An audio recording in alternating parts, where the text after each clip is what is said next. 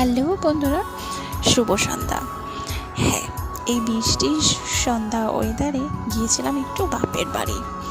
যাওয়ার পরে ভাই আর আমার বরের তো আবদার ছিল আজকে চিকেন পকোড়া খাওয়ার। সেই মতো তার আগে আর দেরি না করে মাংস কিনে আনার পর আমিও তো ঘরে থাকা কিছু উপকরণ দিয়ে তাদের চিকেন পকোড়া বানিয়ে দিই। হ্যাঁ জানি, তোমরা হয়তো এইভাবে চিকেন পকোড়া খাওনি, তবে আমি তো এর মধ্যে বেসন, পেঁয়াজ, কাঁচা লঙ্কা বাটা, আদা রসুন বাটা, রিফাইন্ড অয়েল, তারপরে ডিম। হ্যাঁ, যদিও ডিমটা তো ফাটা থেকে কিছুটা আমারই গায়ে পড়ে গিয়েছিল। হ্যাঁ, তারপর আরও একটা দিয়েছিলাম ডিম।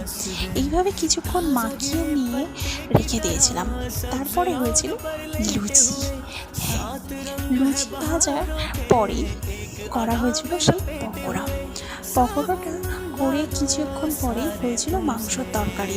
যদিও আমি মাংসর তরকারির ভিডিওটা করতে পারিনি, ওটা মা বানাচ্ছিল, আমি তা উঠে চলে আসি পকোড়া খাওয়ার জন্য। আর এইভাবে খেয়েই আমরা কিছুক্ষণ পরে বাড়ি